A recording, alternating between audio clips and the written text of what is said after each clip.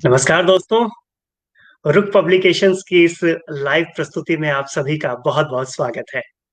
और ये सुखद संयोग है कि आज विश्व हिंदी दिवस भी है और इस मौके पर हमारे साथ हैं हिंदी के एक ऐसे युवा कवि, लेखक जो विश्व की 22 भाषाओं में अनुदित हो चुके हैं, जिनके यहाँ मैं न्यूनतम है, जिनके टेबल लैंप को आप एक बार हाथ में थाम लें, तो मन रोशन हो उठता है। जो भारत के 10 सर्वश्रेष्ठ युवा लेखकों में से एक हैं और उनका परिचय कराने के लिए मैं उन्हीं की पंक्तियों का सहारा लेना चाहूँगा कि ईश्वर जिनके चेहरे पर रहता है, एक चौड़ी मुस्कान बनकर। रुक पब्लिकेशंस की ओर से आपका बहुत-बहुत स्वागत है। खुशियों के गुप्तचर, अधूरी चीज़ों के देवता, गीत चतुर्वेदी जी। गीत जी। धन्यवाद, बहुत शुक्रिया आपका। और मैं बता दूं हमसे जुड़े सभी साथियों को कि गीत जी की ये नई किताब अधूरी चीजों का देवता और इनका परिचय कराने के लिए मैंने जिन पंक्तियों का सहारा लिया, खुशियों के गुप्तचर दोनों ही रुख पब्लिकेशन से आई हैं। और हम इस बातचीत के सिलसिले को आगे बढ़ाएं, उससे पहले मैं एक दो चीजें स्पष्ट कर देना चाहूंगा गीत सर को भी और हमसे जुड़े सभी साथियों को, सब सभी साथियों को भी। हम यहाँ आज सवाल जवाब नहीं करेंगे, आज हम बातें करेंगे, क्योंकि दुनिया के सारे सवाल अधूरे हैं और फिर उनके जवाब कैसे पूरे हो सकते हैं? ये ख्याल इसी किताब से उपजा है। और अगर आप देखें तो अधूरी चीजों के देवता ये शीर्षक भी कहीं ना कहीं इसी ख्याल के आसपास से निकला है। तो गीत जी, अगर आप इजाजत दें तो हम बातचीत के इस सिलसिले को आगे बढ़ाते हैं। ज़रूर, ज़रूर, ज़रूर, मुझे बहुत अच्छा लगेगा, हम बातचीत करते हैं, बिल्कुल। जी, तो हम बातचीत कुछ इससे शुरू करते हैं कि अधूरी चीजों का देवता, इससे आपकी सबसे पसंदीदा पंक्तियाँ। हालाँकि मैं मानता हूँ कि ये एक लेखक के लिए बड़ा मुश्किल होता है कि अ, अपनी ही किताब में से अपनी ही पसंदीदा पंक्तियाँ निकाल पाएँ। लेकिन हम जिन गीत को जानते हैं, वो सारी मुश्किल चीज़ों को, सारी सारी मुश्किल बातों को बड़ी आसानी से कह देने की कला उनके भीतर है। तो इसीलिए मैं ये मुश्किल सी बात आपसे कह पाया। ये तो सच में आपने मेरा काम इन बातों को कह के आसान कर दिया है कि अपनी पसंदीदा पंक्ति को खोजना मुश्किल काम होता है और एक लेखक से पहले तो मैं अपने आप को पाठक मानता हूँ, जो दुनिया के तमाम दूसरे अपने प्रिय लेखकों, पसंदीदा किताबों की पंक्तियों की तरफ लौटता रहता है, तो अपने से ज़्यादा दूसरों की पंक्तियाँ मुझे पसंद आती हैं, याद रहती हैं। तो मैं यहाँ दोनों चीज़ें सुनाऊँगा। एक जो इसी किताब के एपिग्राफ में मैंने प्रयोग किया है, भरत मुनि की पंक्ति है, हजारों साल पुरानी पंक्ति है, लेकिन वो मुझे बहुत पसंद है और मेरा मार्गदर्शन करती है एक तरह से। नाट्य शास्त्र में है ये पंक्ति। छंदोहीनो न शब्दोस्ति न छंदः शब्दवर्जितम्। छंदोहीनो न शब्दोस्ति न छंदः शब्दवर्जितम्। नाट्य शास्त्र में है। इसका अर्थ ये है कि इस संसार में ऐसा कोई शब्द नहीं जिसमें छंद ना हो और ऐसा कोई छंद नहीं जिसमें शब्द ना हो। यानी भाषा में कुछ भी मुक्त छंद नहीं है। भाषा का हर शब्द अपने आप में छंद है। ये बात कह गए भरत मुनि आज से हजारों साल पहले।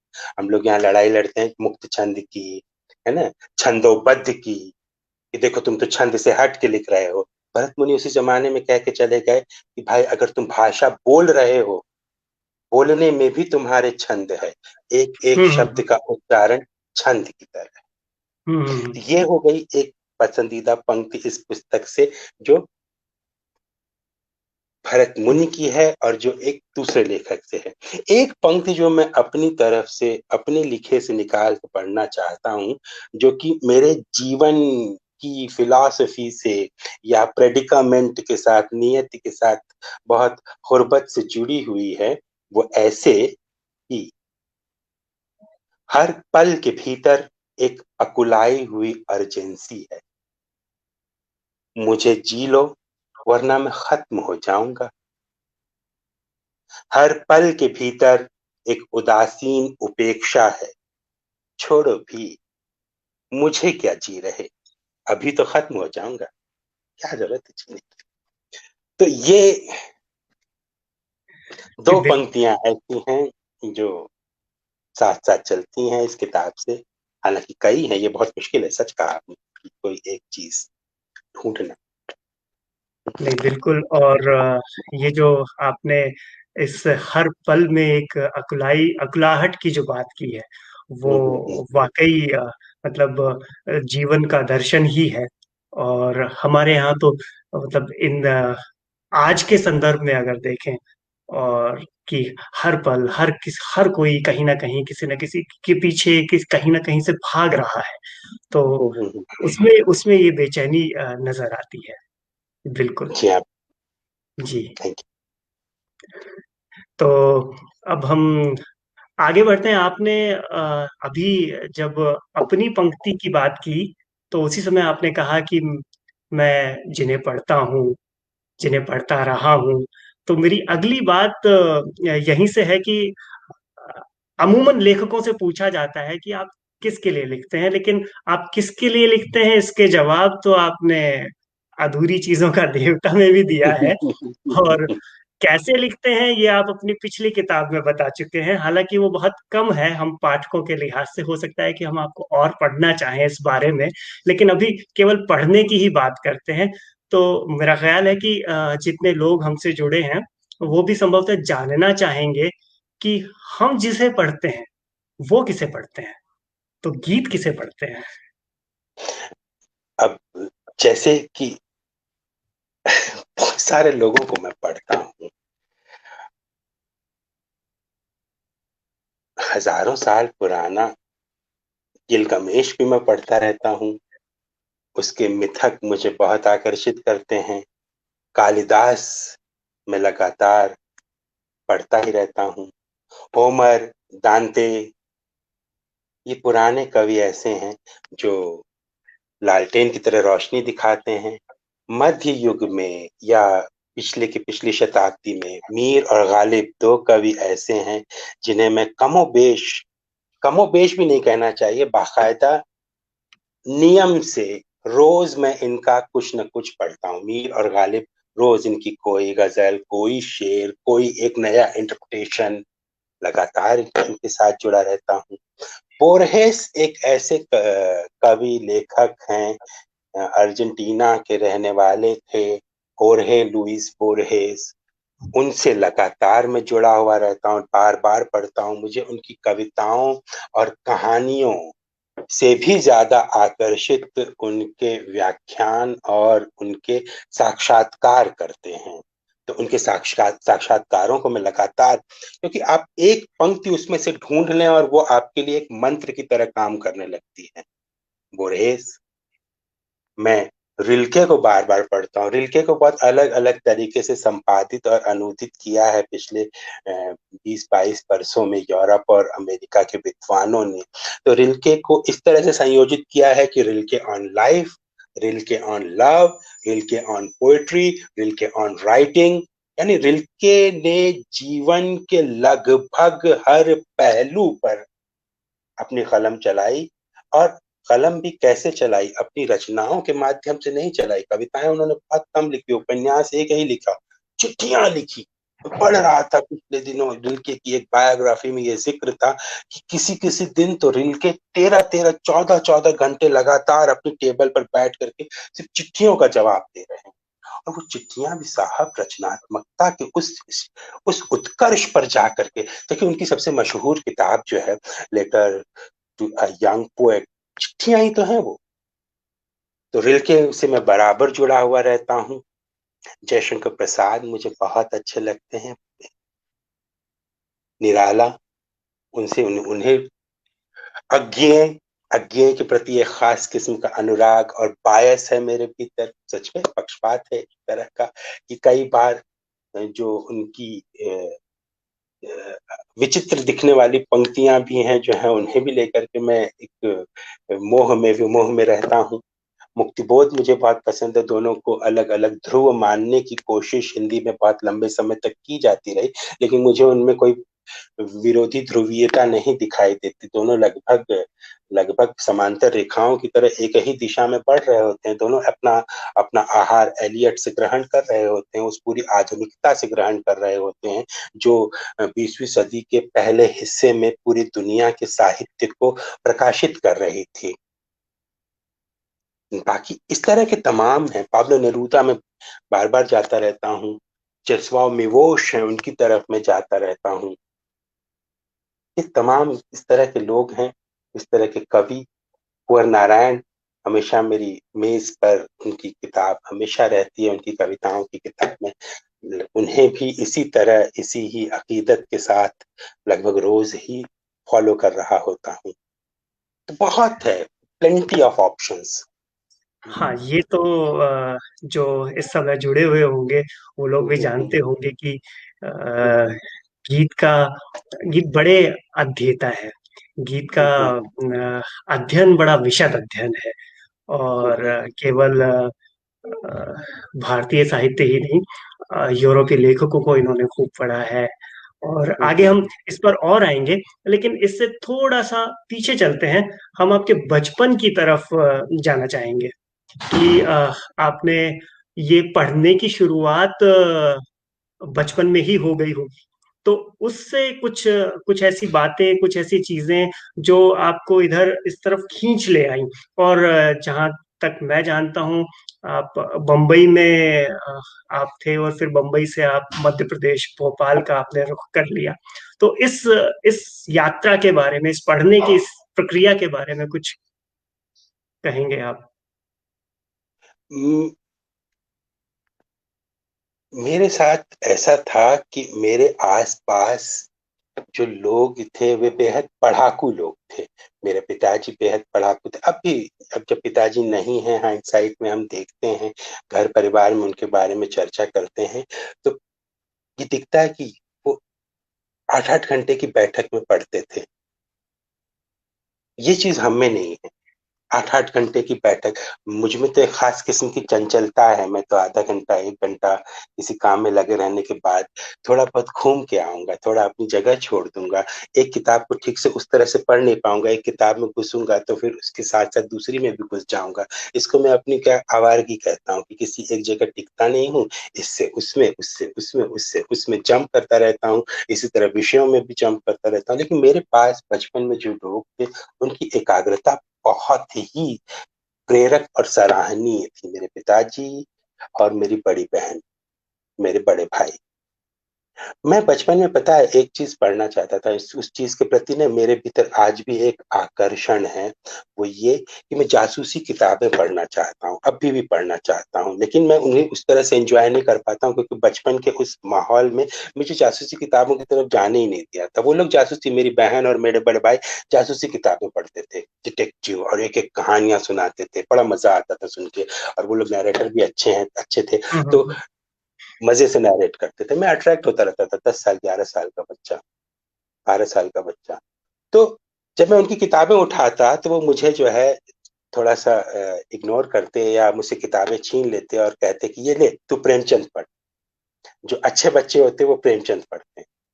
तो मेरे दिमाग में ये बात एकदम से घुस गई कि जो अच्छे बच्चे होते हैं वो प्रेमचंद पढ़ते हैं, और मैं खुद को अच्छा बताना चाहता था। तो मैंने प्रेमचंद को पढ़ना शुरू कर दिया। तो मानसरोवर के जो खंड घर में पढ़े हुए थे, पहली जो लिटरेरी रीडिंग है शॉर्ट स्टोरीज की, वो मानसरोवर के खंड है। उन्हें पढ़ना शुरू किया।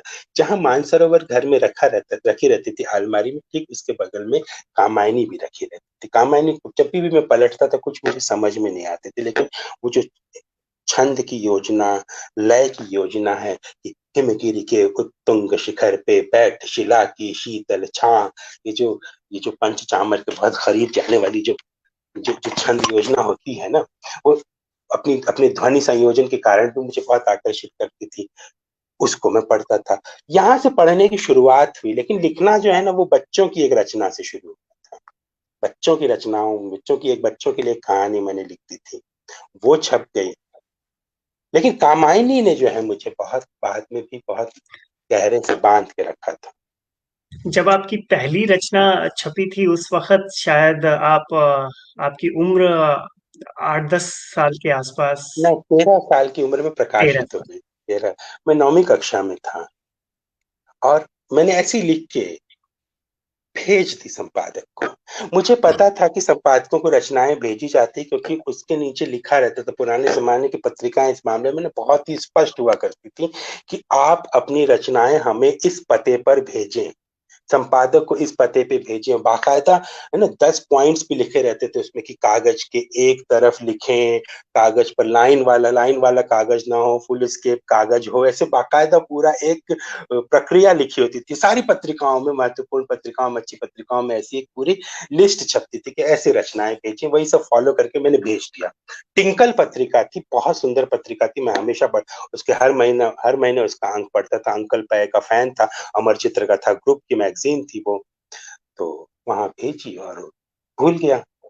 6 महीने बाद क्लास में बैठा हुआ था, 9th क्लास में था। पीछे के बच्चे जो ड्यूरिंग द क्लास, पढ़ाई के दौरान, पीरियड के दौरान वो किताबों के बीच छुपा के कॉमिक्स पढ़ रहे होते थे, पत्रिकाएं पढ़ रहे थे। उन्होंने मुझे बताया, उन्होंने पूछा मुझसे कि ये जो नीचे लिखा हुआ है गीत चतुर्वेदी, ये क्या तू है क्या? मैंने कहा हाँ, ये मैं हूँ, ये मेरी कहानी छपी है। कब छप गई मुझे पता नहीं है, मुझे नहीं पता कब छप गई। और मैं बिल्कुल एकदम, ये एक थ्रिलिंग एक्सपीरियंस था। दरअसल उसके बाद तो मैं बहुत छपता रहा। छपने में खुद अखबार प्रकाशन और इन सब चीजों से बाद में जुड़ गया। पब्लिशिंग इंडस्ट्री का इनसाइडर बन गया। हमेशा कुछ ना कुछ मेरी चीजें छपती हैं। लेकिन वो जो फर्स्ट पब्लिकेशन, पहला प्रकाशन था, वो जो थ्रिल था, 13 साल की उम्र बहुत पीछे छूट गई है, लेकिन वो थ्रिल मेरे साथ अभी भी चलता है। वैसा थ्रिल मुझे किसी दूसरे पब्लिकेशन से नहीं मिला। मुझे याद है फणीश्वरनाथ रेणु ने ना अपने एक संस्मरण में लिखा था कि जब पहली बार उनका नाम छपा था, तो वो अपने नाम को जो है, जहां उनका नाम पत्रिका में जिस पेज पे छपा था, कई दिनों तक ऐसे आंख बंद करते और अपने नाम को ऐसे ऐसे ऐसे टच किया करते थे, छू के, कि छूने पे मेरा नाम कैसा लगता है। थोड़ा सा उभार तो उन दिनों की छपाई में होता ही था। तो ये जो थ्रिल है फर्स्ट पब्लिकेशन का, वो मेरे साथ 13 साल की उम्र से चल रहा है। और वो कई बार इंस्पायर भी करता है, यू नो। बिल्कुल, बिल्कुल। तो वो प्रेरणा, उसी प्रेरणा की तरफ हम जा रहे थे कि वो प्रेरणा कहाँ से आती है, वो एनर्जी कहाँ से आती है, तो देखिए वो वहाँ से आती है। Thank you. हाँ जी। अच्छा, अब आपने थोड़ी-सी कंजूसी कर दी। हाँ अ, हाँ। शुरुआत में जब हमने आपसे एक इल्तिजा की थी कि आप अपनी ही किताब की कुछ पंक्तियाँ हमें पढ़कर सुना दें, तो वहाँ मुझे लगता है कि आपने थोड़ी-सी कंजूसी कर दी, तो उस उसको उस कंजूसी को मैं आपकी इजाज़त से मैं उसको पढ़ना चाहूँगा। आपके जरूर जरूर शुरुआती जरूर। 2 गद्य से सिर्फ़ 4 पंक्तियाँ। हाँ। हम्म। अ, तो इसका जो पहला ही गद्य है, उसमें उसकी शुरुआत में ही आपने लिखा है कि जो खंड 1 जहाँ पर शुरू होता है कि बिल्ली अगर तुमसे प्यार करेगी, तो तोहफ़े में खरोंचे ही देगी। इसी में अंदर एक और पंक्ति आती है कि हर दर्द का एक अतीत होता है और हर अतीत का एक दर्द। अगले निबंध में एक पंक्ति आती है, हर वफ़ा की मंज़िल दरअसल एक ख़ास किस्म की बेवफ़ाई है।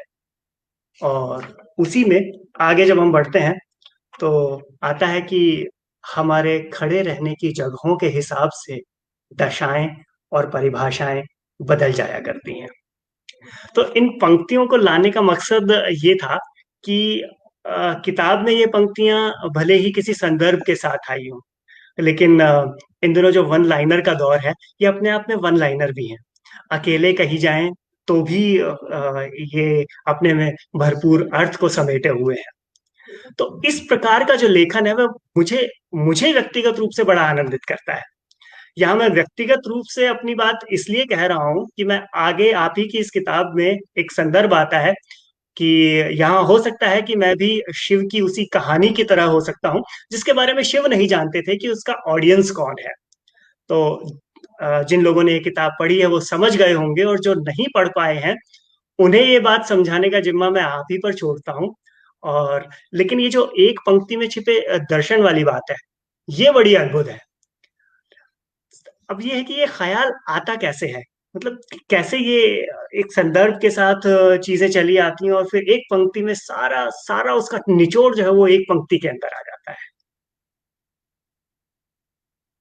दिक्कत यही है, अकबर इलाहाबादी का एक शेर है जो मुझे हूबहू शब्दशः नहीं याद आ रहा, लेकिन उसका आशय ये है कि मैं एक ख्याल को पकड़ने जाता हूँ और दिक्कत ये है कि उसी के साथ साथ कई सारे दूसरे ख्याल भी चले आते हैं।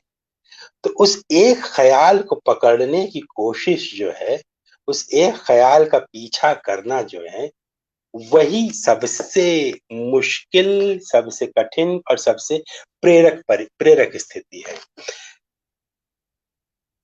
शिव वाली बात, जो शिव की कहानी वाली बात है, वो कथा सरित सागर की शुरुआत में है कि हमें खुद को नहीं पता होता कि ऑडियंस हमारा कौन है, कहाँ तक हमारी बात जा रही है। तो उसको उसको अगर किताब के भीतर पढ़ा जाए तो बहुत अच्छा होगा। मोटे तौर पे जिन्होंने नहीं देखा है उसको, उनके उनके प्रति एक छोटा सा ये कर दूं कि हमें कई बार ये पता नहीं होता है कि हमारी चीजें कहाँ जाने वाली हैं। एक आदमी हमें सुन रहा होता है और हमें लगता है कि सिर्फ वही सुन रहा है, लेकिन उसके पीछे, पर्दे के पीछे, समय के पार हो सकता है कि बहुत सारे दूसरे लोग सुन रहे हैं।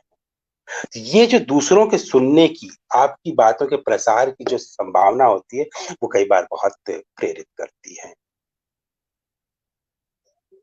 दर्शन, सूक्ति, सुंदर उक्ति, आपने अभी जिस चीज की प्रशंसा की,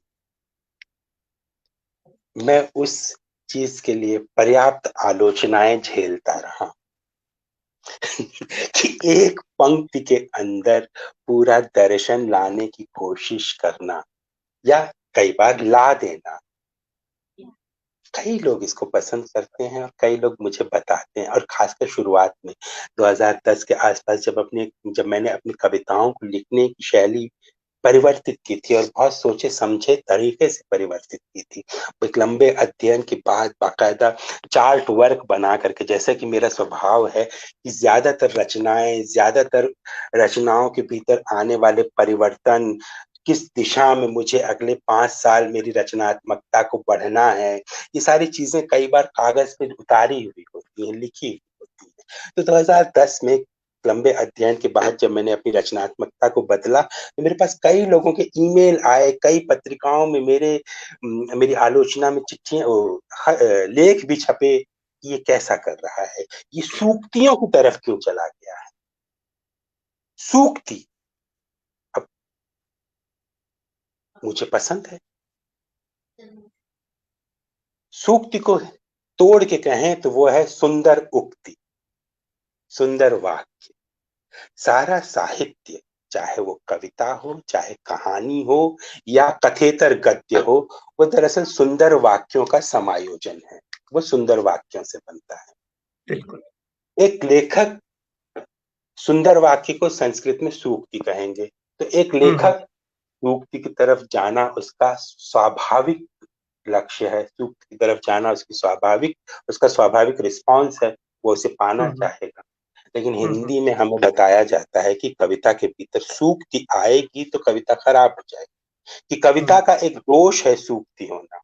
दुनिया की किसी हम्म। भाषा में ये नहीं कहा जाता कि सुंदर उक्ति से कविता खराब हो जाएगी, हिंदी में ये बात कही जाती है। तो कई हम्म। बार मुझे लगता है ना कि जो एक अंदर विद्रोही बैठा हुआ है मेरे, जो तमाम रूढ़ियों के प्रति एक विद्रोह करना चाहता है। मेरा विद्रोह, जैसा कि मैं कहता भी हूँ कि मेरे प्रिय लेखकों की तरह, मेरा विरोध आपको गलियों चौराहों में अब नहीं दिखेगा, एक जमाने में दिखता था। अब वो विद्रोह जो है उन रूढ़ियों को, काव्य की रूढ़ियों, कथा की रूढ़ियों, साहित्य की रूढ़ियों, इनको तोड़ने में दिखाई देगा। तो जितना ये कहा गया कि सूक्ति से रचनाशीलता का नुकसान होता है, क्षति पहुंचती है, उतना मैं प्रेरित होता गया, क्योंकि सूक्ति को मैं सुंदर उक्ति की तरह लेता हूं, और दुनिया के साहित्य में इसका उदाहरण है कि सुंदर उक्तियों ने भी साहित्य को, कविता को, उपन्यासों को मजबूत बनाया। अभी कुछ बरस पहले हेर्ता म्यूलर, जो जर्मन लेखिका है, उनको नोबेल प्राइज मिला था, उनके सारे नॉवेल्स उठाकर से देख ले, वही सुंदर उक्तियां, कमाल, सुंदर उक्तियों के कंपोजिशन से, संयोजन से पूरा एक औपन्यासिक वितान रच देना। काफ्का क्या है, वो भी तो यही, जिस तरफ इशारा हमारे पूर्वज, हमारे बुजुर्ग करते रहे हैं, प्रवचनात्मकता ना हो, प्रीचिंग ना हो। तो प्रीचिंग तो खैर, अगर आप खुद को एक आधुनिक लेखक मानते हैं, अगर आपके भीतर आधुनिकता का स्पर्श है, और मैं तो कई बार उसे एक स्टेप और आगे ले जाना चाहता हूं अपने संदर्भ में, ये सिर्फ आधुनिकता नहीं है, बल्कि उत्तर आधुनिकता के साथ मेरा एक संवाद है। तो अगर हम खुद को ये मानते हैं, तो हमारे अंदर प्रीचिंग जैसी कोई चीज तो नहीं होगी, लेकिन ब्यूटी के प्रति एक आग्रह जरूर होगा। भाषाई सौंदर्य, वाक्यों का सौंदर्य, अनुभूतियों का सौंदर्य, ये हमारी रचना में, हमारी पंक्तियों में होना चाहिए। हमारा साहित्य सुंदर उक्तियों से बना हुआ होना चाहिए, और अगर ये ऐसा नहीं है तो ऐसा होना चाहिए। इसके लिए अगर हमें अपनी 100 साल पुरानी इस साहित्यिक ट्रेनिंग को, इस काव्यात्मक ट्रेनिंग को चुनौती देनी पड़े, तो हमारे लेखकों को वो चुनौती देने के लिए सन्नद्ध रहना चाहिए कि सूक्ति या सुंदर उक्ति, जिन अर्थों में आप प्रयुक्त करके उसका विरोध कर रहे हैं, तो परंपरा के पोषकों, परंपरा के पोषकों, कृपया अपना अर्थ बदल लीजिए, क्योंकि ये अर्थ रचनात्मकता के संदर्भ में सही अर्थ नहीं है। नए अर्थों की तरफ हमें जाना होगा, और नए अर्थों की कुंजी 1000, 1500 साल पुराने, 2000 साल पुराने उस संस्कृत साहित्य से आराम से निकल करके आ सकती है। पता है, कई बार ना मुझे ये लगता है कि हमारे हिंदी भाषा की सबसे बड़ी दिक्कत क्या है, कुंवर नारायण ने इसकी तरफ इशारा किया है। कुंवर नारायण मनोज हमारे समय के एक महाकवि, जीनियस, उन्होंने सैफो पे एक आर्टिकल लिखा। उनकी जो किताब है ना, अनुवाद वाली, न सीमाएं न दूरियां, सैफो पे एक आर्टिकल लिखा, और सैफो पर बात करते हुए उन्होंने कहा है कि अंग्रेजी के साथ ये प्रॉब्लम है कि उसने खुद को जो है लैटिन के साथ नहीं, उसको खुद को ग्रीको लैटिन के साथ जोड़ करके रखना चाहिए था, तो अंग्रेजी का साहित्य 20वीं सदी में शायद नए धरातल पर पहुंचता। वहीं पर वो एक लाइन में ये बात भी कैसे कहते हैं कि यही समस्या हिंदी के साथ भी है, कि हिंदी का लेखक 20वीं सदी में खुद को संस्कृत से जोड़ने के बजाय दूसरी चीजों से जोड़ता दूसरी रहा। चीजों से यदि जोड़। 20वीं सदी का हिंदी लेखक खुद को संस्कृत की परंपरा से जोड़े रखता, तो शायद हिंदी में और ज्यादा नया काम हो सकता। मेरा इसमें बहुत गहरा विश्वास है, इस पूरी उक्ति में, इस पूरी बात में, कि जब आप संस्कृत की तरफ जाते हैं, संस्कृत में देखते हैं, संस्कृत से अपने अर्थों को चुन करके निकालते हैं, तब आप दरअसल न केवल शब्दों को, बल्कि शब्दों के प्रयोग को भी एक नए अर्थ की ऊष्मा से भर रहे होते हैं।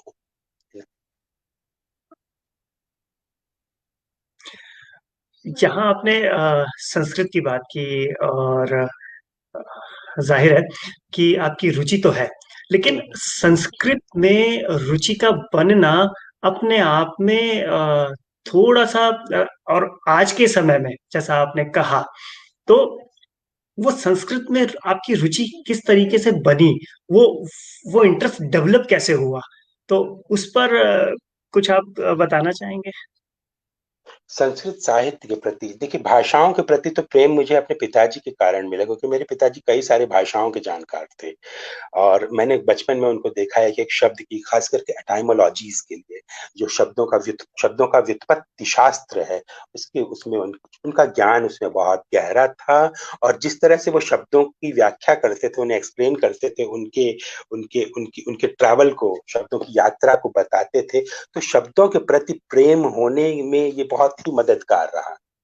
अगर आपको एक शब्द के, जैसे छोटे से थे हम, 10 साल के बच्चे घर में बैठ के वो बता रहे हैं कि देखो, बुद्ध और बुद्ध में क्या रिश्ता है, कि पुराने ज़माने में बुद्ध जो है उनकी मूर्तियाँ बनी हुई थी, तो अरब और फ़ारस से लोग आए और यहाँ हिंदू कुश के पहाड़ों के पास उन्होंने लोगों से पूछा ये क्या है? तो लोकल लोगों ने अपनी भाषा में ये बुद्ध है।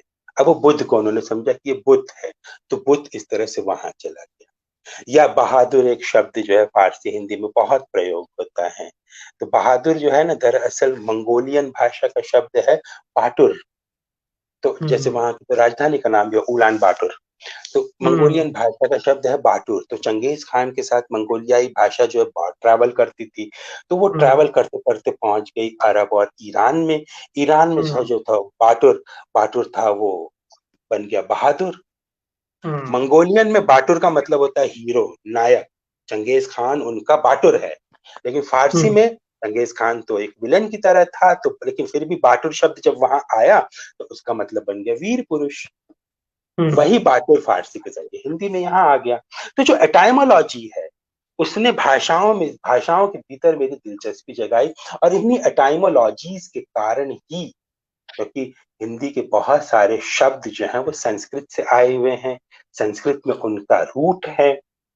अगर उन शब्दों की कहानी जानी जाए तो शब्दों की कहानी जानते जानते मुझे संस्कृत से प्रेम होने लगा। और दूसरा एक एक दूसरा कारण ये भी था कि मेरी जो धर्म पत्नी है भावना, वो भाषाओं की और मिथोलॉजी की विद्वान हैं। तो मिथोलॉजी की बहुत सारी कहानियां वो मुझे सुनाती थी। शादी से पहले भी सुनाती थी, शादी के बाद भी सुनाती थी। तो संस्कृत साहित्य के और संस्कृत में इन मिथोलॉजी, इन शास्त्रों के प्रति उनका अनुराग था। तो वो एक संक्रामक किस्म का अनुराग था जो संक्रमित होकर के मेरे भीतर भी पहुंच गया संस्कृत के प्रति। यहाँ दो चीजें। तीसरा, आचार्य हजारे प्रसाद द्विवेदी को मैंने अपने स्कूल में भी एक्सप्लोर किया था और बाद में अ, उनकी तमाम किताबों और रचनावली के माध्यम से एक्सप्लोर किया। आचार्य प्रसाद द्विवेदी के निबंधों को अगर हम पढ़ें और बहुत संवेदनशील होकर के पढ़ें तो वो संस्कृत साहित्य से प्यार करना सिखा देते।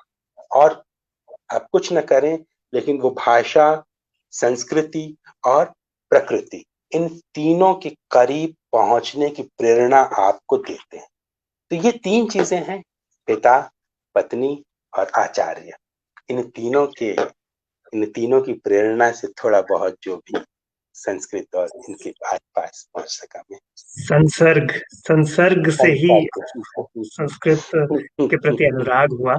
और अच्छा, ये हो सकता है कि बात थोड़ी सी हटकर हो, लेकिन एक चीज है कि आज जिस तरीके से अपने स्कूलों में अ, विदेशी भाषा सीखना बुरी बात नहीं है, अच्छी बात है, आनी चाहिए।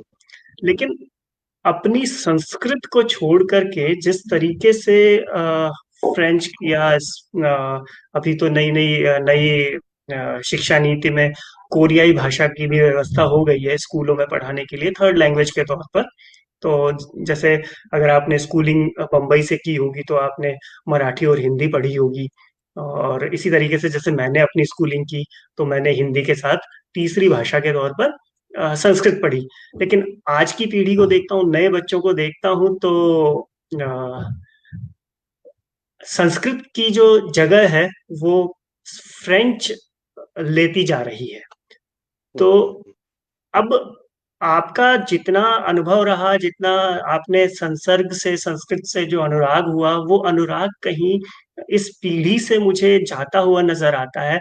तो इसको बचाए रखने के लिए अ, आप आप क्या ऐसा, मतलब ऐसा क्या सूझता है आपको कि हम व्यक्तिगत स्तर पर, हम सामाजिक स्तर पर, हम शैक्षणिक संस्थाओं में वो अनुराग जो उसका अक्षुण्ण रहे, उसके लिए हम क्या कर सकते हैं?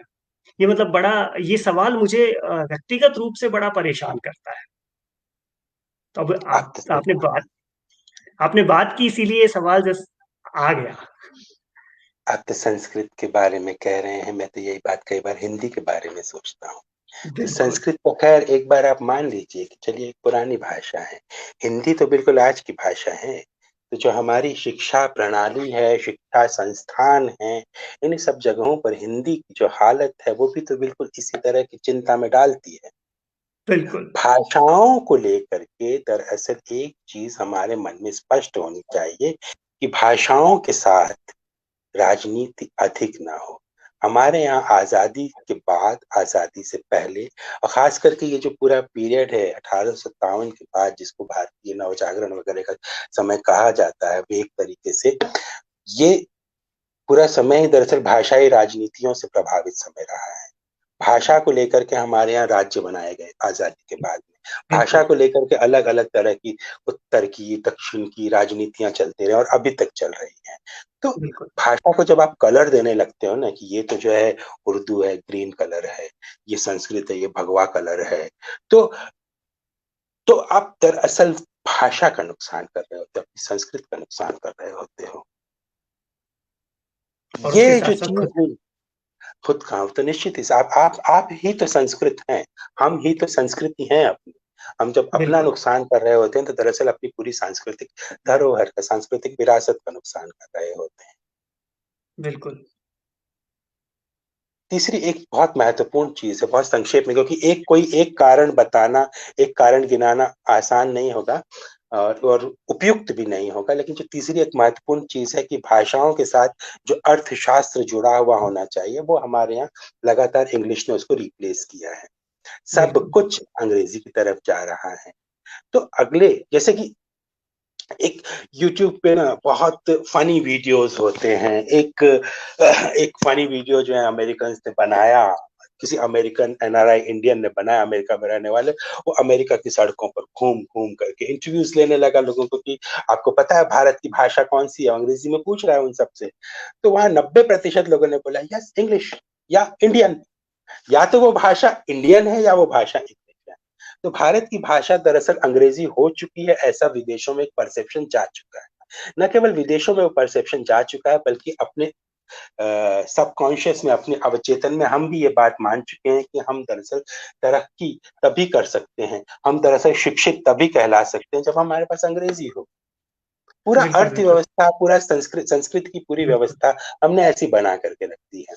जब एक भाषा को इस तरह से बहुत अधिक वरीयता आर्थिक स्तर पर मिलेगी, हम सब देख रहे हैं अपने जीवन में, आप देख रहे हैं, मैं देख रहा हूँ, मेरे आसपास के तमाम लोग देख रहे हैं कि यदि आप फिसड्डी किस्म के आपका आपके आपके नॉलेज का लेवल बड़ा फिसड्डी किस्म का है, उसके बाद भी अगर आप धारा प्रवाह अंग्रेजी बोल ले रहे हैं, तो आपको सफल होना आपका लगभग तय है। लेकिन आपके नॉलेज का लेवल बहुत ऊंचे स्तर का है लेकिन आप धारा प्रवाह अंग्रेजी नहीं बोलते हैं तो आप उतनी सफलता नहीं पा सकेंगे। ये एक हमारे समाज का नॉर्म बन चुका है, बहुत साधारण सा नॉर्म बन चुका है।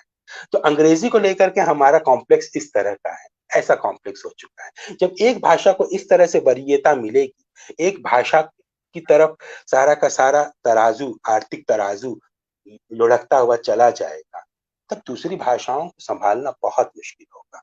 हिंदी तो फिर भी बची हुई है क्योंकि हिंदी के पास एक बाजार है। अंग्रेजी और दूसरी तमाम भाषाओं को हिंदी में झुक के आना पड़ता है क्योंकि अभी भी हिंदी के पास 40 करोड़ लोगों का एक बाजार है। 50 साल बाद सोचिए कि 40 करोड़ का बाजार संकुचित हो जाएगा, 10 करोड़ का बचेगा क्योंकि वो लोग भी पब्लिक स्कूल्स में, कॉन्वेंट्स में पढ़ करके हिंदी को छोड़ के अंग्रेजी जान चुके होंगे और अंग्रेजी के साथ उनका प्रेस्टीज और स्टेटस सिंबल जुड़ चुका होगा। तब क्या होगा? ये मार्केट संकुचित हो चुका होगा। तो आज जो हिंदी को थोड़ी बहुत वरीयता या थोड़ी बहुत इंपॉर्टेंस मिल रही है, वो भी आज से 40 साल बाद कम हो चुकी होगी, खत्म तो क्या बिल्कुल, बिल्कुल। कम हो ये चुकी होगी। ये विषय तो बड़ा ही ये विशद ये है। अर्थ हाँ, हाँ, बिल्कुल। बहुत हाँ, विशद विषय। तो ये बिल्कुल, दरअसल बिल्कुल। भाषाओं के साथ जनता के साथ-साथ अर्थव्यवस्था का भी योगदान योगदान होता है। एक और खासकर हम 20वीं सदी में जिस समय हम एक ऑर्गेनाइज्ड नेशन स्टेट में रह रहे हैं, 20th सेंचुरी दरअसल अपने नेशन स्टेट्स के लिए भी जानी जाती है। इसके पहले की सेंचुरीज में इतने ज़्यादा नेशन स्टेट्स नहीं थे। लेकिन ये हुँ, डेमोक्रेसी के कारण, कई बार टोटलिटेरियन के कारण भी एक ऑर्गेनाइज्ड स्टेट तो बना ही हुआ है। तो जब हुँ, तक वो स्टेट जो है, स्टेट उसकी इंटेंशन, उसका नीयत क्लियर नहीं होगा अपनी लैंग्वेजेस को लेकर के, हुँ, उसकी पॉलिसीज क्लियर नहीं होंगी अपनी लैंग्वेजेस को लेकर के, तब तक ये भ्रम हमेशा बना हुआ रहेगा। भारत में तो ऐसा कोई क्लियर है नहीं, कोई पॉलिसी क्लियर नहीं है। भाषा भी दरअसल राजनीति का एक औजार है, लंबे समय से हम ये चीज देख रहे हैं। उदाहरण के तौर पर ना मुझे याद आता है इजराइल की स्टेट पॉलिसी में लैंग्वेज बहुत क्लियर है। जब इजराइल 1948 1949 में लगभग फॉर्म हो गया और उसने क्लेम कर दिया कि हम एक नेशन है, हमें मान्यता दी जाए, तो इजराइल में तो बहुत सारे दुनिया के अलग अलग जगहों से लोग आए थे। ज्यूज, सब यहूदी उठ के आए थे। यहूदी की भाषा क्या थी? जो रशिया से आया है यहूदी वो रशियन बोलता था। जो पोलैंड से यहूदी इजराइल में रहने आया वो पोलिश बोलता था। जो जर्मनी से भाग के आया वो जर्मन बोलता था। तो इस तरह से हर एक यहूदी की अलग अलग भाषा थी। इजराइल ने ये देखा कि अगर हमें इस पूरे देश को एक सूत्र में बांधना है तो हमें एक भाषा लगानी होगी। तो वो एक भाषा हिब्रू हिब्रू जिस समय 1949 में हिब्रू बहुत कम चलती थी। बहुत कम परिवार थे जो हिब्रू बोलते थे। कद्दिश और यिद्दिश बोला करते थे उस जमाने में, जो पुराने यहूदी थे। उन्होंने हिब्रू को बाकायदा पोषण दिया। हिब्रू को स्कूलों में पढ़ाया गया, अच्छी तरह से पढ़ाया गया कि आप अपने घर में चाहे पोलिश बोलें, रशियन बोलें, जर्मन बोलें, लेकिन बाहर आए, बाहर पढ़ें तो हिब्रू में काम करें, हिब्रू में बात करें। सिर्फ 20 साल के भीतर एक नई जनरेशन ऐसी तैयार हो गई जो हिब्रू में काम कर रही थी। और आज देखिए, आज हिब्रू का साहित्य दुनिया के सबसे संपन्न बिल्कुल। साहित्य में से है। और अगर मैं तकनीकी गलत तौर नहीं, पर बड़ा। बिल्कुल बिल्कुल, अगर मैं गलत नहीं हूँ तो इसराइल के पास आज शायद 11 या 12 नोबेल पुरस्कार हैं, जो दूसरे भले ही ही हैं। रसायन हाँ, में, हाँ भले भले बिल्कुल। साहित्य हाँ भले भले, साहित्य में ना हो, हाँ हाँ, लेकिन लेकिन वो दूसरी वो जगहों। उनकी अपनी उसी भाषा के कारण। भाषाई भाषाई बिल्कुल अस्मिता के कारण, बिल्कुल भाषाई पहचान को सुदृढ़ बनाए रखने के कारण। बिल्कुल। भारत में तो ये भारत में ये आसान नहीं है, संभव नहीं है, क्योंकि वो एक हिब्रू के ऊपर फोकस कर सकते हैं, हम एक के ऊपर फोकस नहीं कर सकते, क्योंकि हम बहुत पुराने जमाने बिल्कुल से ही बहुभाषीय समाज और बहुभाषीय देश हैं। बिल्कुल लेकिन फिर भी बिल्कुल अपनी भाषाओं को लेकर के हमारी नीति बेहद स्पष्ट होनी चाहिए। और बिल्कुल। जब तक ये नहीं हो, तब तक संस्कृत को हाँ अगर एक संस्कृत को अगर एक उत्थान की आवश्यकता है सरकारी सहयोग से, तो जरूर दिया जाना चाहिए। उसे प्रसारित करने में हमें अपना योगदान जरूर निभाना चाहिए। बिल्कुल। हाँ, हम्म, जैसा कि आपने भी कहा कि ये बड़ा विस्तृत और विशद विषय है। इस पर हम हम्म, फिर कभी ज़रूर चर्चा करेंगे। और अभी जो बिल्कुल। हम मैंने पहले ही कहा था कि शायद ये थोड़ा-सा इस चीज़ से हटकर हो, तो मैं वापस हम्म, लौटता हूँ अधूरी चीज़ों का देवता पर ही। और हाँ, उसी से एक बात मुझे कौंधती है कि आपने जो पहला ही निबंध है, उसमें आपने लिखा है कि आनंद भाषा की पकड़ से बाहर है। लेकिन जब आप आखिरी तक पहुँचते हैं, किताब को पढ़ते हैं, तो आखिरी में आप कहते हैं कि दुनिया के सारे जवाब भाषा के भीतर ही छिपे हैं। तो ये जो विरोधाभास है कि आनंद भाषा की पकड़ से बाहर है और दुनिया के सारे जवाब भाषा के भीतर छुपे हैं, तो आनंद भी तो एक जवाब ही है, सारी दुनिया जिसकी खोज में है,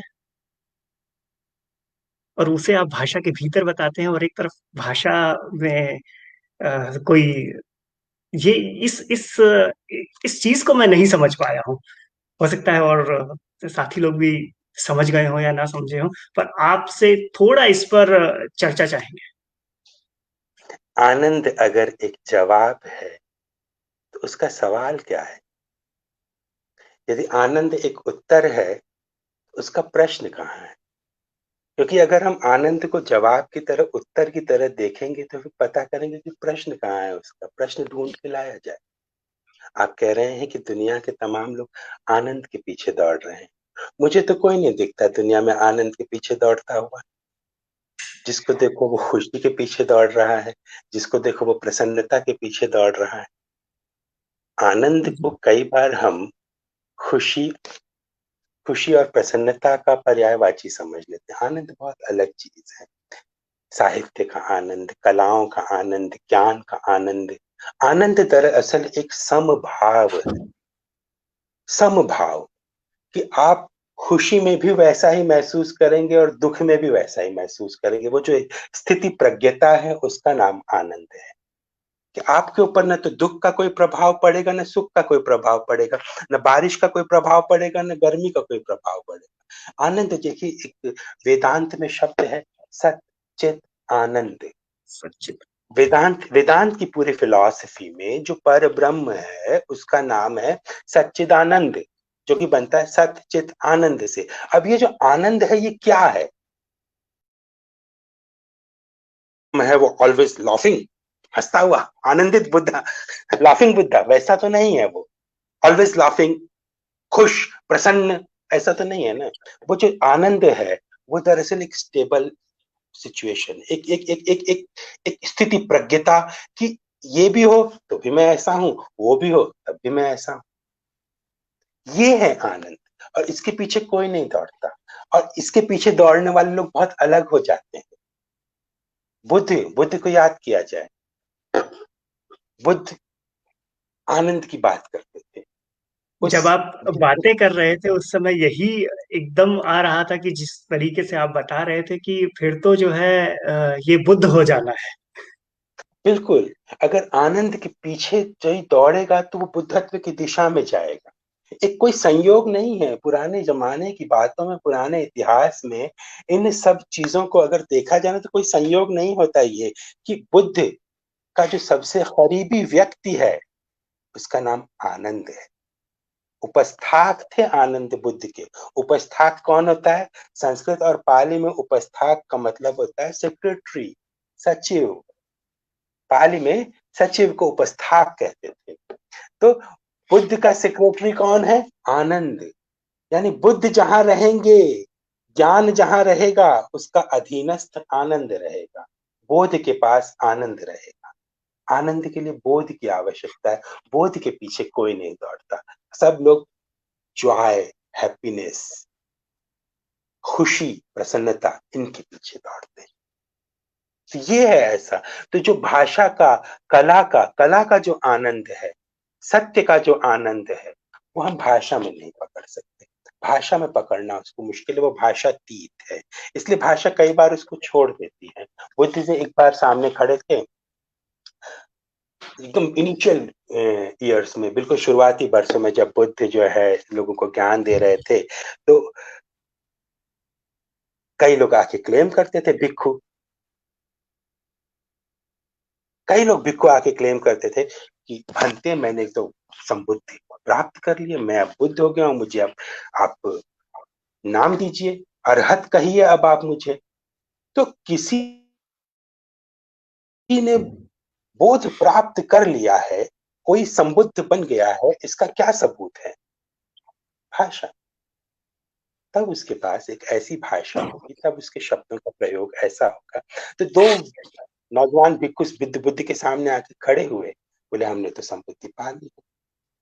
बुद्ध ने पूछा, एक से पूछा, अच्छा तुमने पा लिया है, तो बताओ तुम्हारा नाम क्या है?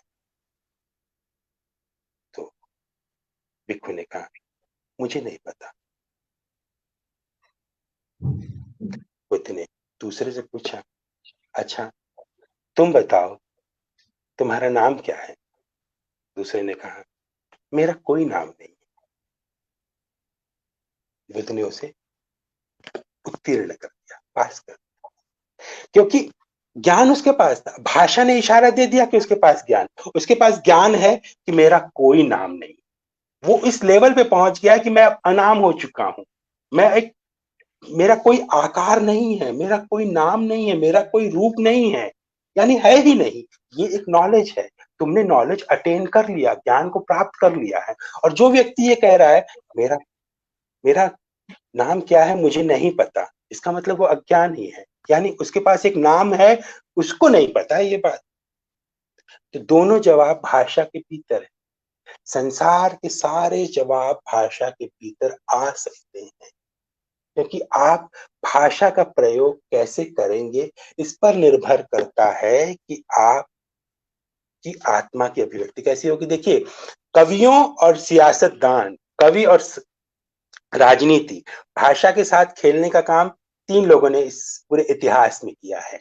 कवियों ने जिन्होंने भाषा के साथ खेल खेल करके अभिव्यक्ति को एक नया आयाम दिया, फिलोसोफर्स ने जिन्होंने भाषा के साथ खेल खेल करके अहम ब्रह्मास्मि तत्वमसि, ये भाषा के भीतर कही गई एक बहुत बड़ी पंक्ति है कि मैं बिल्कुल। भी ब्रह्म हूं, तुम भी ब्रह्म से अलग नहीं हो, तुम भी वही हो जो कि मैं हूं। ये भी भाषा के भीतर कही गई एक सबसे बड़ी पंक्ति है। तो कवियों, फिलोसोफर्स और राजनीतिज्ञों, इन तीनों ने भाषा का सबसे ज्यादा दोहन किया है, भाषा का सबसे ज्यादा प्रयोग किया है, और इन्हीं लोगों ने अपने समय को बदला है। बिल्कुल। जिन्होंने अपने समय को बदला, उन सब ने भाषा का प्रयोग किया। सवाल अगर आएगा, जवाब भाषा के भीतर से ही मिलेगा, किसी न किसी तरह मिलेगा। हो सकता है कि वो एक अपूर्ण उत्तर हो सकता है कि वो एक आधा उत्तर हो, लेकिन जरूर मिलेगा इस भाषा के इस जरिए। आ की महिमा जो अपूर्ण है, पूर्ण से पहले हाँ। आ, जो अनाम है, इस आ की महिमा मैं ये बताऊंगा नहीं कि इन्हीं पन्नों के भीतर छिपी है। तो जो लोग हमसे जुड़े हुए हैं, मैं उनसे जरूर कहना चाहूंगा कि एक बार इस आ की महिमा को जरा देखें। और अधूरेपन का है। बिल्कुल उसकी वही शुरुआत ही, शीर्षक में ही वो है। तो आपने शुरू में जब हम बात कर रहे थे तो उस समय एक बात आई थी यूरोपीय लेखकों की और इधर संस्कृत साहित्य की, आपके विशद अध्ययन की। आपने भी बताया कि आप किन लेखकों को पढ़ते हैं। तो ये जो मेल है, ये बड़ा अद्भुत किस्म का मेल है, कि संस्कृत और यूरोपीय साहित्य और इस सब को। लेकिन इसी मेल को लेकर के एक एक कहीं एक निगेटिव एनर्जी भी निकलती रहती है।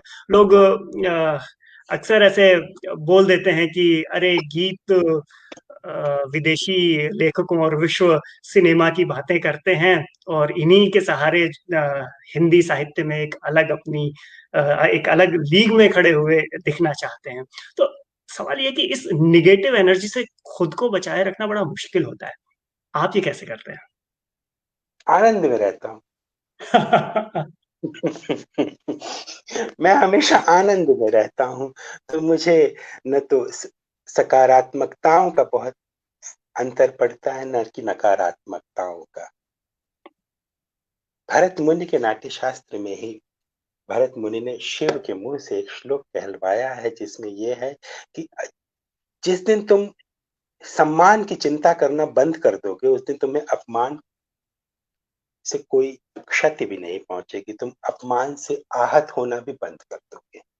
तो दरअसल ये भी एक सूत्र वाक्य की तरह मेरे साथ साथ चलता रहता है कि जब आप प्रशंसाओं से विचलित नहीं होते हैं, प्रशंसाओं के जवाब में भी मुस्कुरा देते हैं, तो आप आलोचनाओं के जवाब में भी मुस्कुरा देते हैं। क्योंकि यदि आप काम कर रहे हैं, आप कुछ अलग कर रहे हैं, तो कुछ लोग आपकी प्रशंसा भी करेंगे, कुछ लोग आपकी आलोचना भी करेंगे, कुछ आपको सम्मानित करेंगे, कुछ आपको अपमानित करेंगे। आज एक लेखक के तौर पे आपको इन सारी चीजों से सरवाइव करना होता है, इन सारी चीजों के पार करना होता है, क्योंकि प्रशंसा क्षणिक है, आलोचना क्षणिक है। आप रुकेंगे कहाँ पर, किस चीज को पकड़ के रुकेंगे? आप अपने काम को लेकर के रुकेंगे। बहुत सारे पुराने जमाने में तो पुरानी किताबें जब पढ़ता हूँ, देखता हूँ, नई कहानी आंदोलन के समय कौन सी पत्रिकाएं थी जहां पे समीक्षाएं और आलोचनात्मक निबंध छपते थे। किसी को दिलचस्पी हो न तो जाके पुरानी लाइब्रेरीज में वो पत्रिकाएं पढ़े और देखे कि उस जमाने में जिन लेखकों की सबसे ज्यादा प्रशंसाएं उस जमाने की पत्रिकाओं में छपती थी, आज हम उन लेखकों का कहीं नाम भी नहीं जानते। और जिनके ऊपर सबसे ज्यादा हमले योजनाबद्ध तरीके से किए जाते थे, आज हम लोग उन लेखकों को मास्टर्स की तरह पकड़ के मास्टर्स की तरह रख पढ़ते हैं। तो निर्भर इस बात पे करता है कि अपने समय के साथ आप किस तरह से निस्संग हैं, समय को लेकर के कितना आप निर्वैयक्तिक हैं। मत जुड़े, न जुड़े। मुक्तिबोध कहते थे साहित्य में बने रहना है तो साहित्य से संन्यास ले लो। तो मैं लगभग यही चीज फॉलो करता हूँ। मुझे साहित्य में बने रहना है तो साहित्यिक दुनिया से संन्यस्त रहना है, मुझे इतना विन्यस्त नहीं होना है उसमें। तो मुझ पर कई बार, और मैं एक और भी एक चीज कहूँ कि मैं मित्रों की एक ऐसी अ, मित्रों की एक ऐसे सुरक्षा कवच से भी घिरा हुआ हूँ। मेरे मित्र इतने संवेदनशील और इतने समझदार हैं, और मेरे चारों तरफ ऐसा सब सुरक्षा कवच वो बना के रखते हैं कि कई बार दूसरों की नकारात्मकताओं को मुझ तक पहुंचने ही नहीं देते हैं, अपने स्तर पे जज्ब करके रिफ्लेक्ट कर देते हैं। तो इन मित्रों बड़ी को भी मैं अपने, हाँ, क्योंकि वो मुझ तक पहुंचने ही नहीं देते। बहुत सारी चीजें हैं, अनुराग बत्स हमारे मित्र हैं, बहुत सारी चीजें वो अपनी तरफ से रिफ्लेक्ट कर देते हैं, हट जाती हैं चीजें, मुझ तक पहुंचती नहीं है। मेरे घर में है, मेरी संगिन है, बंगलोर में रहती अनीता गोपालन मेरी मित्र है। ये सब इस तरह के लोग हैं जो बहुत सारी चीजों को मुझ तक पहुंचने, और अगर पहुंच भी गई हैं तो विद इन मोमेंट जो है मुझे वो काउंसल भी कर लेते हैं। कई बार तो मुझे खुद को जरूरत भी नहीं पड़ती, लेकिन अगर कभी ऐसा पड़ा तो वो हो जाता है। इसमें ये श्रेय इन लोगों को जरूर जाता है। लेकिन बुनियादी तौर पर मेरा ये मानना है कि मैं बहुत सारी चीजों पे, मैं अ, सफलताओं पर बहुत उत्साहित और बहुत प्रसन्न नहीं होता हूँ, और असफलताएं मेरी तो लोग जानते नहीं है, वो तो छिपी हुई, वो तो मेरी निजी निजी चीज है। तो असफलताओं से मैं बहुत नहीं, विचलित बिल्कुल। नहीं होता हूँ। प्रशंसा मुझे, किसी को भी प्रशंसा मुस्कान लाने के लिए पर्याप्त है। मुझे पास भी प्रशंसा से मुस्कान आती है, लेकिन निंदाओं से, निगेटिविटी से मुझे दरअसल कई वह, क्योंकि वो उनका अधिकार है। वो एंटाइटल्ड है ये सब कहने के लिए, तो उनके एंटाइटलमेंट की रक्षा करनी चाहिए हमें अपनी तरफ से प्रतिक्रियाहीन बन करके। शायद इससे क्या अच्छा क्या तरीका होगा।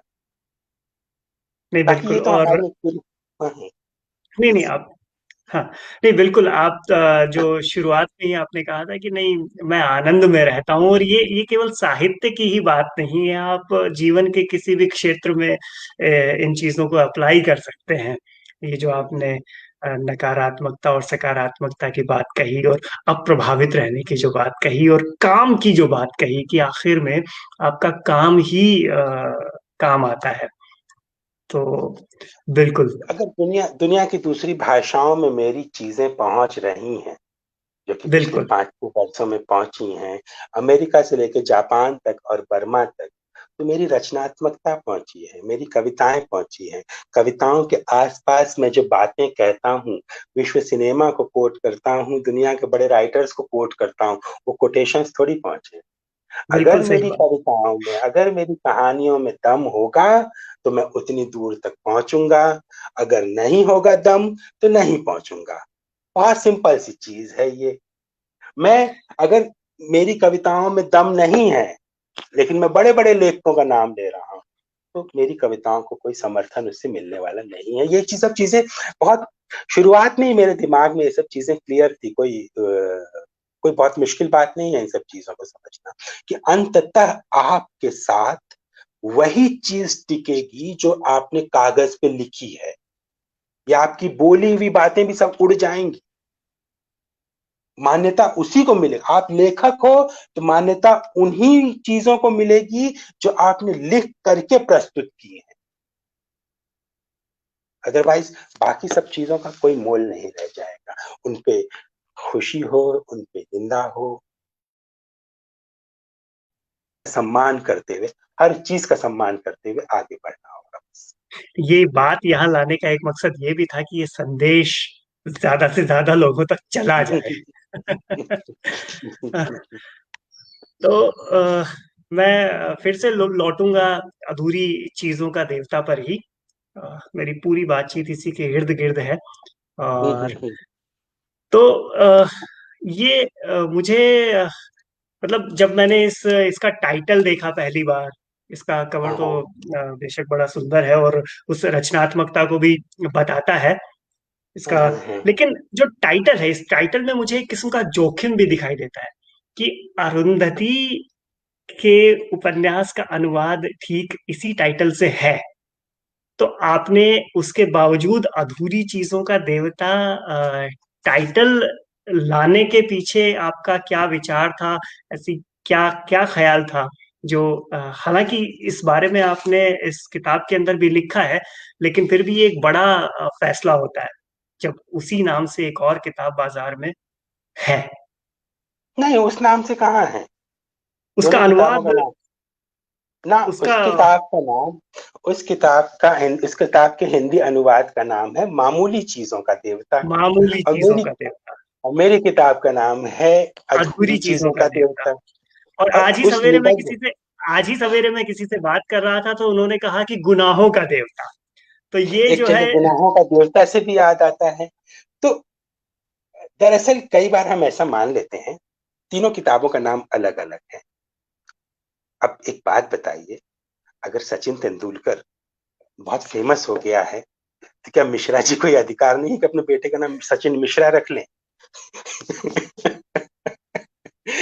या ये इस तरह का एक बहुत छोटा सा ख्याल जो होता है मन में आता है। दरअसल जोखिम कोई नहीं है, ये सब चीजें बहुत सोच करके, बहुत समझ करके की हैं। जोखिम तो तब होता है जब आप अनजाने ही ऐसे ही करके आप रख दें। जब 2 साल पहले ये एक निबंध जब प्रकाशित हुआ था, तब भी इसी शीर्षक से प्रकाशित हुआ था, अधूरी चीजों बिल्कुल का देवता। और जब मैंने इसे किताब में शामिल किया और इसे किताब के रूप में परिणत किया, तब भी इसी शीर्षक से लिया, क्योंकि दोनों ही जगहों पर वो, ये तो बात सही है कि ये पदबंध अरुंधति की उस किताब से प्रेरित होता है, उस किताब से कनेक्ट होता है। इसका जिक्र मैंने इस किताब में भी उस किताब में निबंध है। के अंत में किया भी है कि कैसे कनेक्ट होता है।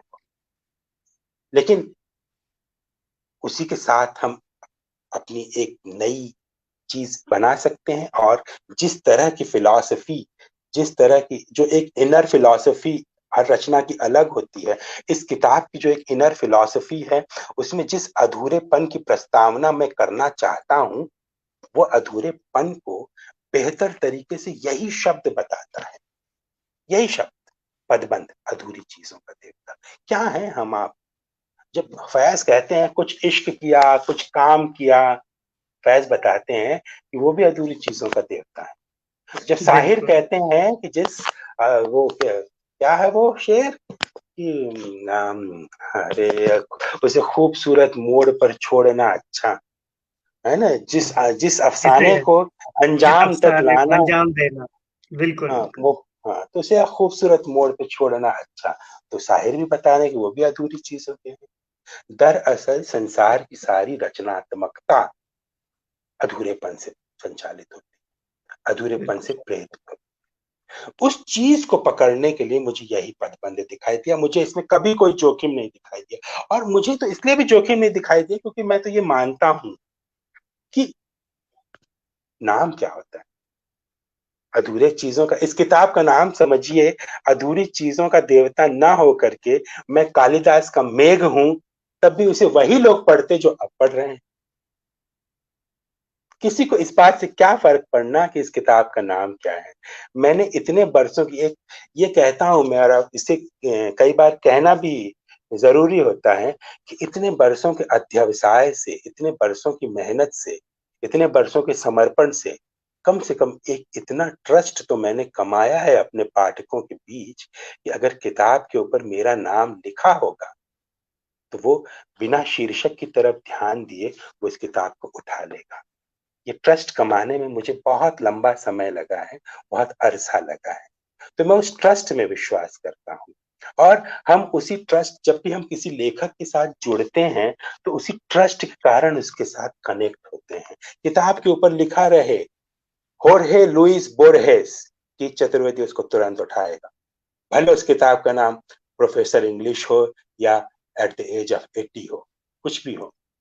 अगर किताब पे लिखा है बोरहेस, मैं उठाऊंगा। किताब पे लिखा है जेम्स जॉयस, मैं उठाऊंगा उस किताब को, क्योंकि ये जो ट्रस्ट का रिश्ता है, ये बनता है अपने राइटर के साथ में। ये राइटर मेरा है, ये हमारे भीतर फीलिंग आती है। मैं बहुत सारे लोगों का राइटर, जिन लोगों के भीतर ये फीलिंग आती है कि गीत चतुर्वेदी मेरा है, गीत चतुर्वेदी की किताब मेरी है, मैं उन सब लोगों का लेखक हूं। तो इस किताब का नाम तब कुछ भी हो, कोई फर्क नहीं पड़ता था।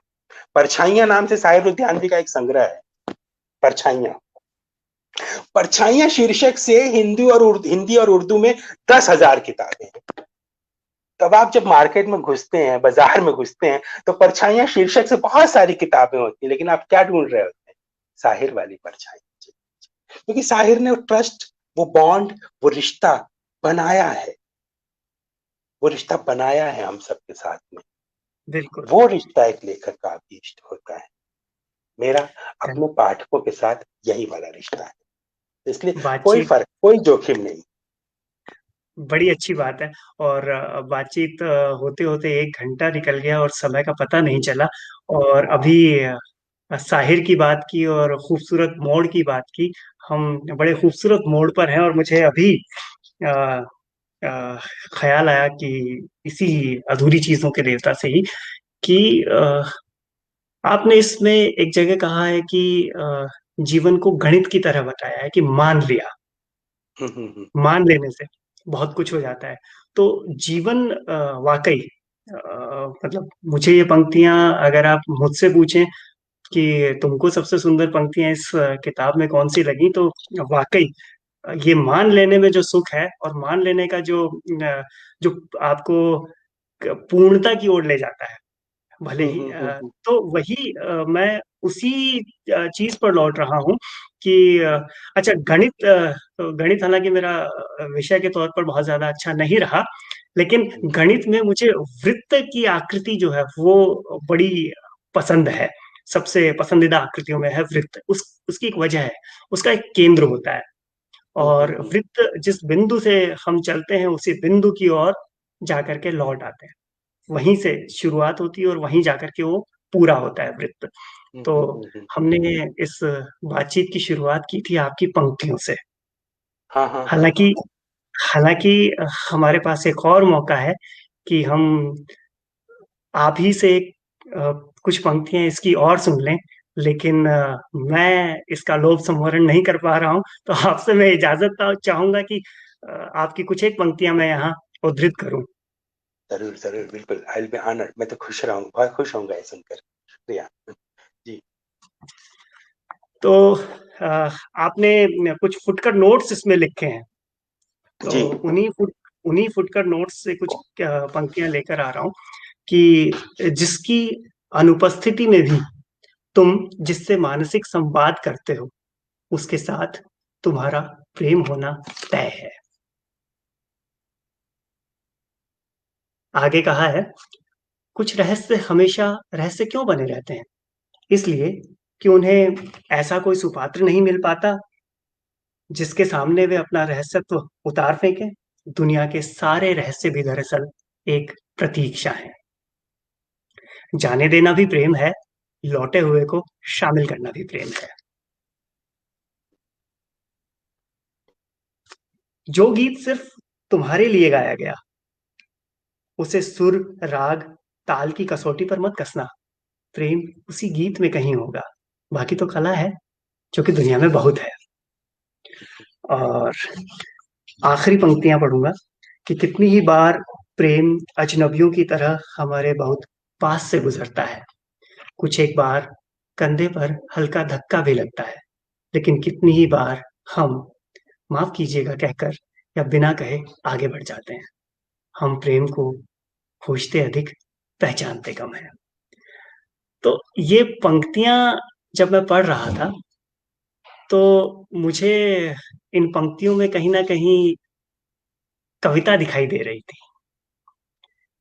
तो मैं पूछना ये चाहता था कि जब कभी आपसे बात होगी तो कि आपने गद्य के बीच में इतनी सुंदर पंक्तियां जो अभी किसी ने कहा भी कि मेरी पसंदीदा पंक्तियां दिल की बात।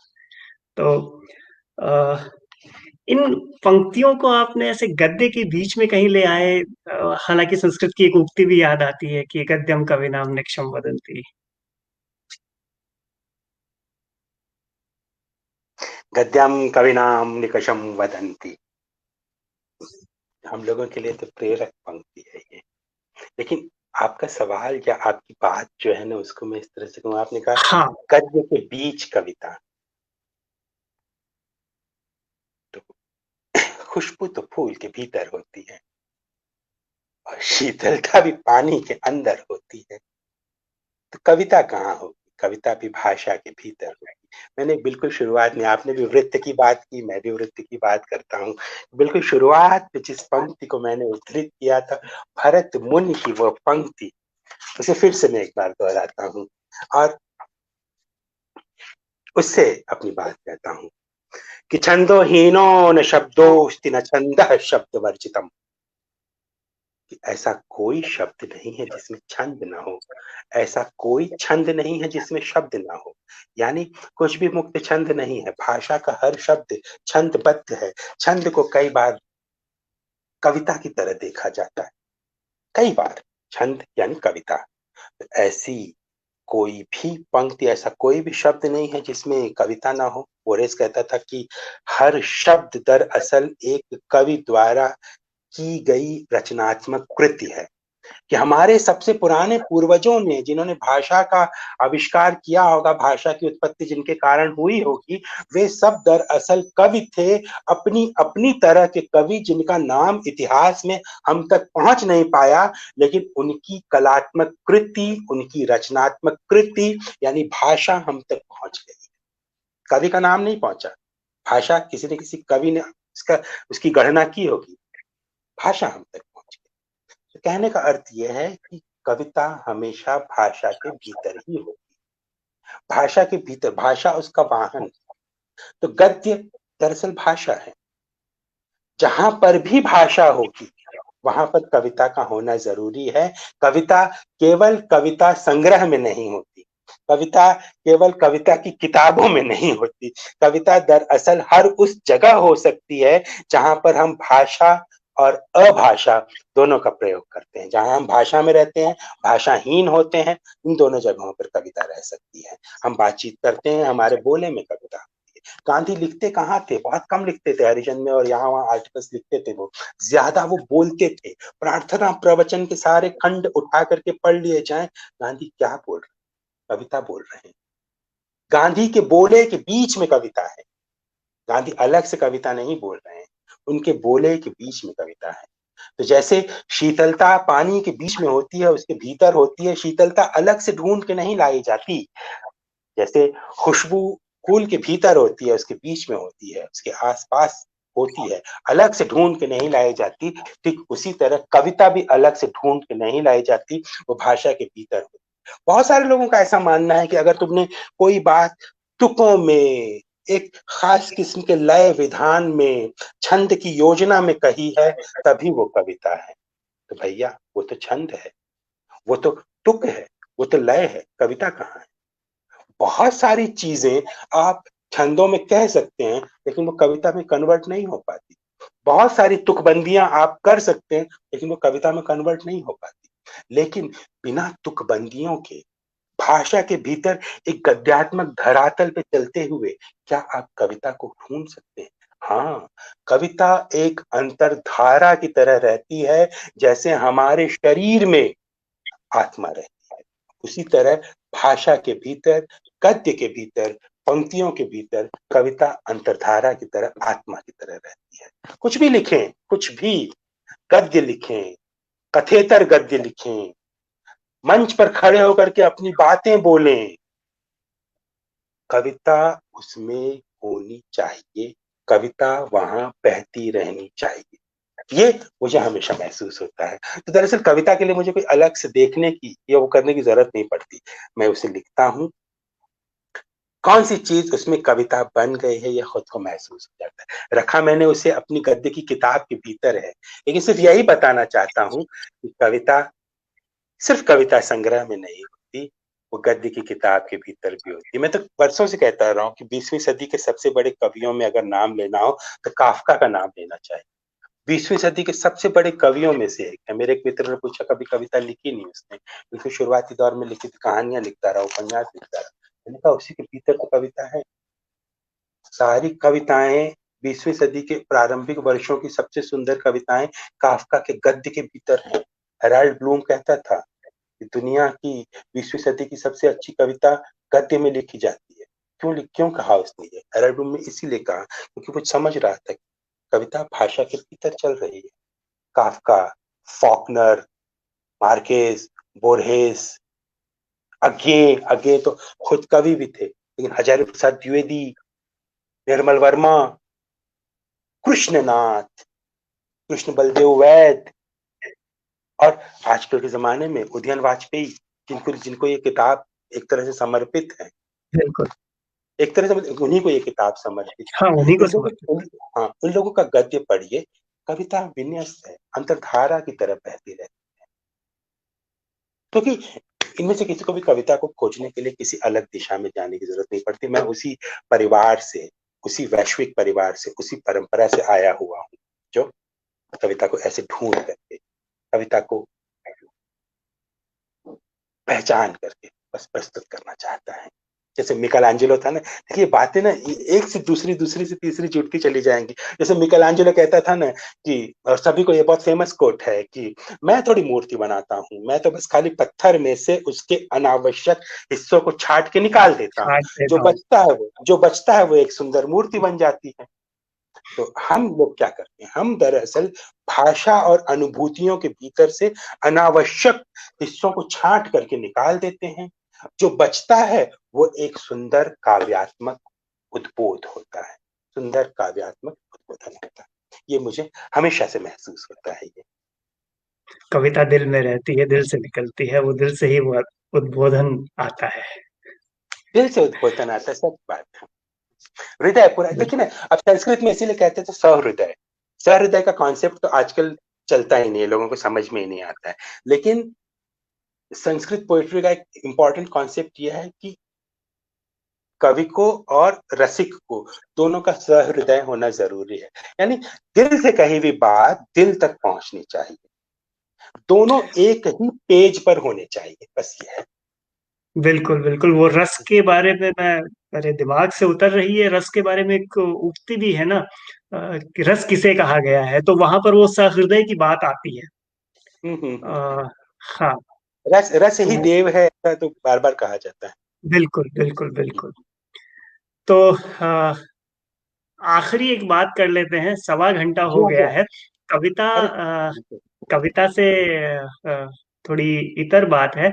अभी लंबे समय से लोगों को और मुझे भी रानीखेत एक्सप्रेस का बड़ा इंतज़ार है।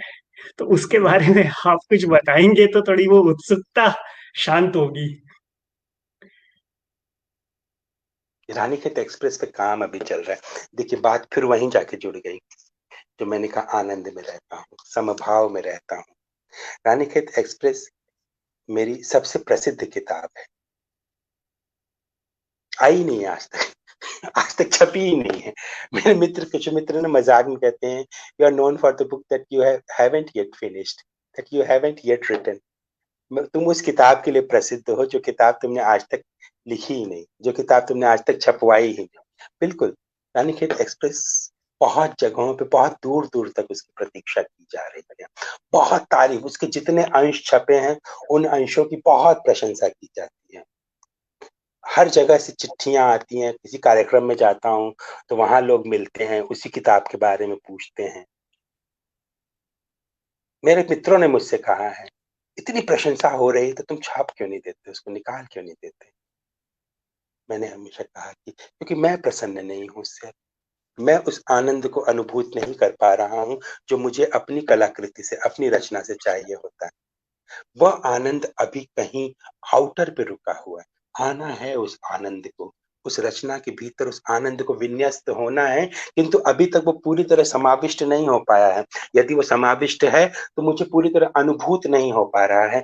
जिस दिन वो अनुभूति मुझे हो जाएगी कि हाँ इसमें आनंद की अनुभूति है, अगले दिन वो किताब बाहर आ जाएगी पूरी तरह से, सब कुछ उसमें हो रखा है। तो मैं दरअसल उस प्रतीक्षा में हूं कि वो आनंद मुझ तक पहुंचे, वो आनंद मेरे भीतर अंकुरित हो जाए। तो ये भी एक उदाहरण इस बात का है कि मुझे प्रशंसाएं मुझे मुझे उतावला नहीं बना। प्रशंसा होने से मैं, मुझ में कोई उतावलापन नहीं आता है अपनी रचनाओं को बाहर निकालने का। निंदाओं से मुझ में किसी किस्म की कोई असावधानी या मुझ में निंदाओं के कारण मुझ में किसी किस्म का कोई कोई कुमलाहट नहीं आ जाती, इसको अब छुपा दो, इसकी निंदा कर रहे हैं, मेरी आलोचना कर रहे हैं। मुझे नहीं, मैं अपने उस बेंचमार्क पर जीना चाहता हूं जो मैंने अपने लिए बना रखे हैं। मैं उस स्टैंडर्ड तक पहुंचना चाहता हूं जो मेरे लिए हैं। मैं अपनी रचनात्मकता अपनी शर्तों पे करना चाहता हूं, और यही शायद एक लेखक का अभीष्ट यही होता है कि वो अपने अपने अपने कमरे के भीतर अपनी शर्तों पर रहे, अपनी किताब के भीतर, अपनी कविता के भीतर अपनी शर्त पे रहे। कहीं न कहीं कुछ न कुछ एक बात है, मैं खुश हो जाऊँगा, मैं आनंदित हो जाऊँगा, जल्द ही वो किताब आएगी। मेरा बिल्कुल। आलस है मेरा आलस है, मेरी असमर्थता है, मेरी प्रतिभाहीनता है कि मैं उस आनंद और उस श्रेष्ठता के स्तर को अभी तक नहीं छू पाया हूँ। मैं प्रयासरत हूँ, मानिएगा। बिल्कुल, मैं कोशिश कर रहा हूँ कि मैं उस चीज़ को पा लूँ। अपने इस असामर्थ्य को दूर करके, अपने प्रयासों में वृद्धि करके, उन्हें बढ़ा करके, जल्द ही मैं उसको पाऊँगा, उस आनंद की प्राप्ति करूँगा और वो किताब आप सब मित्रों को समर्पित होगी। और हम दुआ करेंगे कि वो आनंद हमें भी बड़ी जल्दी ही मिले। और बहुत-बहुत शुक्रिया सर आपका। आप आए और रुख पब्लिकेशंस के इस फ़ेसबुक लाइव में अ, आपने इतना समय दिया। आपका बहुत-बहुत आभार। बहुत आभार आपका भी। और मैं विकास जी, आपके साथ में रुख पब्लिकेशन की पूरी टीम, अनुराग जी, कुणाल जी, ऋचा जी, इन सभी को, चक्रपाणी जी, इन सभी को धन्यवाद देता हूं। और जहां इन सारे मित्रों को जो सुन रहे हैं हमारी इस बातचीत को और बीच-बीच में अपनी प्रतिक्रियाओं से हमें परिचित करा रहे हैं, मैं उन सभी को भी धन्यवाद देता हूँ। मेरे दोस्तों, आप सभी मेरा संबल हैं, हमारा संबल हैं। आप सभी का प्यार मेरे साथ, हमारे साथ हमेशा बना रहे, इस कामना के साथ आपको बहुत सारी शुभकामनाएँ। धन्यवाद। धन्यवाद।